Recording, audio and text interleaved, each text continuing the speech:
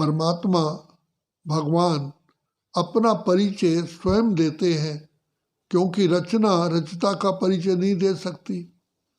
तो रचता अपना परिचय देते, इसलिए उसको स्वयंभू कहते हैं, खुद प्रकट होते हैं। तो बाप कहते हैं कि देखो तुम बच्चों ने मुझे ढूंढा, क्या क्या नहीं किया तुमने, इतनी पर्वतों में गए, इतनी तीर्थ यात्राएं की, इतने गुरुद्वारे मंदिरों में गए, तो नहीं ढूंढ पाए ना, आखिर थक गए। यही कहा खुदा की बातें खुदा ही जाने। तो मैं स्वयं तुम आत्माओं से मिलने के लिए आता हूँ, लेकिन मेरा भी आने का समय इस सृष्टि ड्रामा में निश्चित है, उससे पहले नहीं आ सकता।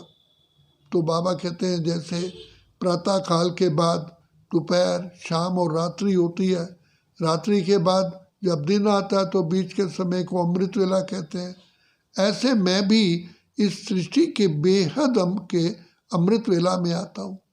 सतयुग, त्रेता, द्वापर, कलयुग, ये चक्र जब पूरा होता है, फिर सतयुगी दुनिया बनाने के लिए, पतितों को पावन करने के लिए मुझे आना पड़ता है। तभी तो कहा छोड़ भी दे आकाश सिंहासन, अब धरती पर आ जा रहे, और कहा कि दुखियों पर रहम करो माँ बाप हमारे, हमें कृपा करके ऐसा राह बताओ जो हम सुखी बने।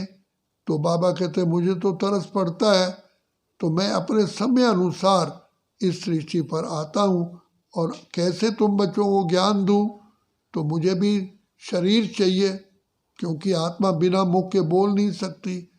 तो मैं ब्रह्मा तन में प्रवेश करके तुम सब आत्माओं को सत्य ज्ञान देता हूँ, क्योंकि इस दुनिया में तो सत्य ज्ञान है नहीं। ये तो कहा जाता है झूठी माया, झूठी काया, झूठा सब संसार। तो इस असत्य संसार में आकर के मैं ही सत्य बताता हूँ।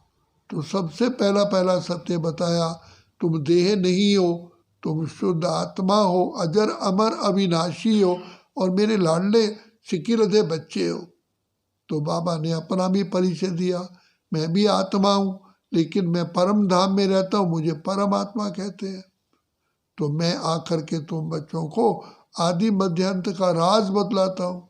कैसे तुम सतो प्रधान थे, फिर सतो रजो, रजो प्रधान, तमो, तमो प्रधान होते हो, और जिस रावण को जलाते आते हो उसका भी परिचय नहीं है। तो मुझे ही आकर के पहचान देनी पड़ती है कि 5 विकार नर के, 5 विकार नारी के, ये 10 मुख्य हैं, जिससे सारी दुनिया में अशांति है, दुख है। तो यही दुख का कारण है। तो बाबा आकर के इन 5 विकारों पर हमारी जीत प्राप्त कराते हैं। बाकी कोई भी ऐसा व्यक्ति नहीं है, क्योंकि सब आत्माएं 5 विकारों के वशीभूत है। जो खुद वशीभूत है वो दूसरे को कैसे निकालने का ज्ञान देगा। तो ये ज्ञान बाबा के पास ही है। तो बाबा ने कहा बच्चे तुम अपने को आत्मा समझ मुझ बाप को याद करो, तो तुम्हारी बुद्धि का ताले खुलते जाएंगे और तुम सतो प्रधान बनते जाएंगे। तो जैसे कोई व्यक्ति रोगी होता है, उसको खाना खिलाओ, कहता है ये खाना कड़वा, मैं नहीं खाऊंगा, क्योंकि उसके अंदर रोग है। तो बाबा कहते हैं ऐसे कई आत्माएं जो ज्ञान नहीं सुनती है, उनको अच्छा नहीं लगता, क्योंकि उनके भाग्य में नहीं है। तो तुम हो पद्मा पद्म सौभाग्यशाली, जो तुम्हारी बुद्धि में ज्ञान बैठा है।